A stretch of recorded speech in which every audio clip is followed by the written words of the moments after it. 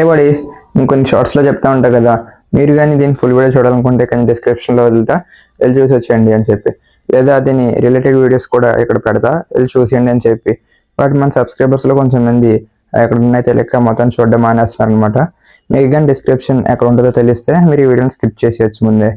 So ఇంకెందుకు late చూసేద్దాం పదండి. సపోజ్ ఇప్పుడు మనం మన ఛానల్ని ఎగ్జాంపుల్ కింద తీసుకుందాం. మన ఛానల్ షార్ట్స్ ఓపెన్ చేశాక ఇక్కడ అది psychology of money part 2 short అయితే నేను ఓపెన్ చేస్తున్నా. అది ఓపెన్ చేసిన తర్వాత ఇక్కడ టైటిల్ ఉంది కదా, అది సైకాలజీ ఆఫ్ మనీ పార్ట్ 2 అని చెప్పి దాని మీద క్లిక్ చేస్తే ఇక్కడ కింద టెక్స్ట్ కనబడుతుంది కదా, అదే డిస్క్రిప్షన్ అంటే. అక్కడ మోర్ ఉంది కదా, దాన్ని క్లిక్ చేశాను. అప్పుడు చూసారా ఈ మ్యాటర్ అంతా నేను రాసినంతా ఇక్కడ విజిబుల్ అవుతుంది. అండ్ దాని తర్వాత ఇక్కడ చూసారా ట్యాగ్ చేశాను ఫుల్ వీడియోని. అది ఆర్ అలా కాదు అనుకుంటే చరణ్ స్క్రిప్టెడ్ అని మన ఛానల్ నేమ్ ఉంది కదా, దాని కింద అది సైకాలజీ ఆఫ్ మనీ పార్ట్ 2 అని చెప్పి సింబల్ ఉంది కదా, అది నొక్కితే డైరెక్ట్గా మీరు ఫుల్ వీడియోకి రీడైరెక్ట్ అయిపోతారు అనమాట. అదే ఒకవేళ మీరు ఫుల్ వీడియో డిస్క్రిప్షన్ చూడాలనుకోండి, అది కూడా చాలా సింపుల్. నేను మన కంటెంట్ క్వాలిటీ అప్డేట్ వీడియోని అయితే సెలెక్ట్ చేసుకున్నా. ఇప్పుడు మీరు సెలెక్ట్ చేసుకున్నాక టైటిల్ కింద మోర్ అని కనబడుతుంది కదా, దాన్ని క్లిక్ చేయండి.